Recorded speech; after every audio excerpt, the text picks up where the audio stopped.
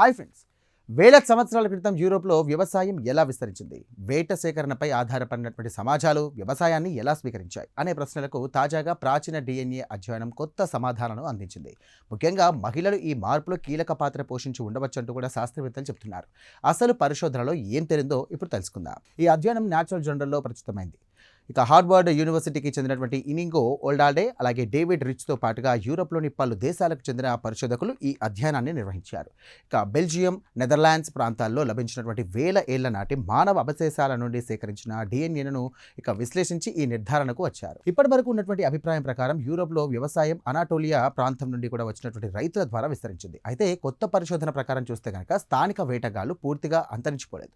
కాలక్రమంలో వారు వ్యవసాయ సమాజాలతో కలిసిపోయి కొత్త జనాభా రూపొందించినట్టుగా ఆధారాలు లభించాయి. ఇక ముఖ్యంగా బెల్జియంలోని కొన్ని ప్రాంతాల్లో జీవించినటువంటి ప్రజల డిఎన్ఏలో సగానికి పైగా స్థానిక వేటగాళ్ల వారసత్వం ఉన్నట్టుగా పరిశోధకులు గుర్తించారు. అయితే వారి తల్లి వంశానికి సంబంధించినటువంటి మైట్రోకాండ్రియాల్ డిఎన్ఏలో ఇక ఎక్కువ భాగం వ్యవసాయ సమాజాల నుండి కూడా వచ్చినట్టుగా తేలింది. మరోవైపు తండ్రి వంశానికి సంబంధించినటువంటి వై క్రోమోజోమ్లు మాత్రం స్థానిక వేటగాళ్ల లక్షణాలను చూపించాయి. దీంతో పరిశోధకులు ఒక ఆసక్తికరమైనటువంటి నిర్ధారణకు వచ్చారు.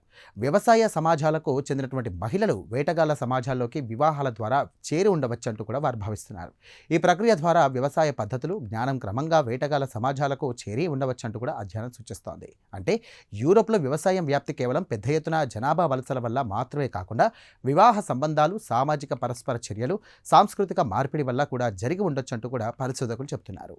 ఇక ఈ ఫలితాలు గతంలో ప్రతిపాదించినటువంటి కొన్ని పురావస్తు సిద్ధాంతాలకు కూడా బలాన్ని చేకూరుస్తున్నాయి. చూసారుగా, వేల ఏళ్ల కిందట యూరోప్లో జరిగినటువంటి మార్పులను అర్థం చేసుకోవడంలో ప్రాచీన డిఎన్ఏ అధ్యయనాలు ఎంత కీలకంగా మారాయో ఈ పరిశోధన చూపిస్తోంది. ఇక ముఖ్యంగా వ్యవసాయం వ్యాప్తిలో మహిళలు ఊహించిన దానికంటే పెద్ద పాత్ర పోషించి ఉండవచ్చంటూ కూడా ఈ అధ్యయనం సూచిస్తోంది.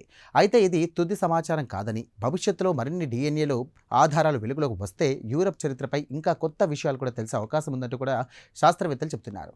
ఇక ఈ ప్రత్యేక కథనంపై మీ అభిప్రాయాలను కామెంట్ ద్వారా తెలియజేయండి. వీడియో నచ్చితే కనుక లైక్ చేయండి, వెంటనే మా ఛానల్ను సబ్స్క్రైబ్ చేసుకోండి. Thank you.